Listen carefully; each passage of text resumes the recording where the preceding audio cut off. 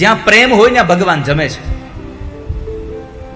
ખોબો ભરીને મીઠું નાખ્યું, ખીર ખારી થઈ.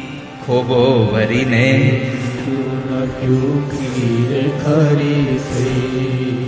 ગોપીએ ભગવાનને જમવાનું આમંત્રણ આપ્યું, કનૈયા મારી ઘરે જમવા આવીશ.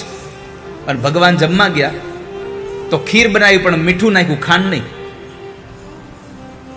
પૂરી તળી નાખી નહીં, કાચી આપી ભગવાનને. પણ પરમાત્મા તોય જમ્યા. ગોપીએ ભગવાનની પેલા જમી લઈને ભગવાનને પૂછ્યું કે કનૈયા રસોઈ કેવી થઈ?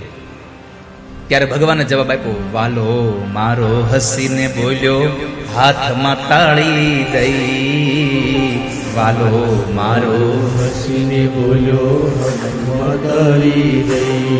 ઓ કાનો મારો હસીને બોલ્યો, હાથમાં તાળી દઈ. મારો હસીને બોલ્યો, હાથમાં તાળી દઈ. રાધાજી તો રોજ જમાડે, રાધાજી તો રોજ જમાડે, તારા જેવું નહીં ખાનાને. કીધું રે ગોપી ધન ભૂલી ગઈ. જ્યારે ગોપીએ ભગવાનને આમંત્રણ આપ્યું ને, એ આમંત્રણમાં પ્રેમ કેટલો હતો ને એ પરમાત્મા જેમાં છે. રાધા તો રોજ જમાડે છે, ગોપી પણ તારા જેવું નથી જમાડતી મને. ભગવાન પ્રેમથી જમે છે.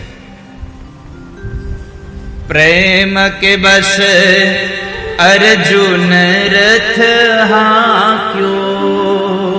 પ્રેમ કે બસ અર્જુન રથ હાંક્યો.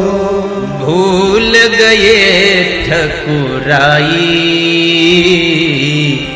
सबसे ऊंची प्रेम सगाई.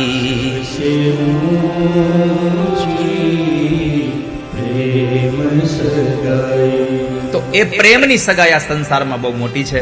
એટલે ભગવાને દુર્યોધનના ઘરે ન જમ્યા, વિદુર કાકાના ઘરે તાંદળિયાની ભાજી ખાઈ અને પરમાત્મા નીકળી ગયા.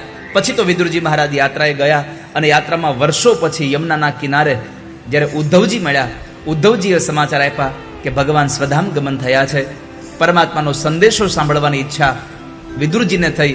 એટલે ઉદ્ધવજીએ વિદુરને મૈત્રેય ઋષિ પાસે ગંગાના કિનારે મોકલ્યા. મૈત્રેય અને વિદુરજીનો બેનો સંવાદ થયો અને એ પેલા સંવાદમાં મૈત્રેયજીને વિદુરજી મહારાજે પ્રશ્ન કર્યો, સુખાય કર્માણિ કરોતિ લોકો નતે સુખમ વાન્યદુપારંવા વિંદે ભૂય સ્તતયેવ દુઃખમ યદત્ર યુક્તમ ભગવાન યદત્ર યુક્તમ ભગવાન વદેન. અને એ સમયે સુખ અને દુઃખ કેમ પ્રાપ્ત થાય છે એવો પ્રશ્ન વિદુરજીએ પૂછ્યો. એટલે વિદુરજીને જવાબ મળ્યો, કર્મણ્યેવાધિકારસ્તે મા ફલેષુ કદાચન. આ સંસારમાં જે કર્મ કરે એવું ફળ ભોગવે છે. આવો જવાબ મૈત્રેય ઋષિએ આપ્યો. પછી સૃષ્ટિના સર્જનની કથા બતાવી કે ભગવાન નારાયણે નાભીમાંથી એક કમળને પ્રગટ કર્યું, એમાં બ્રહ્માજીની ઉત્પત્તિ કરી અને એ બ્રહ્માને સૃષ્ટિ રચવા માટે કહ્યું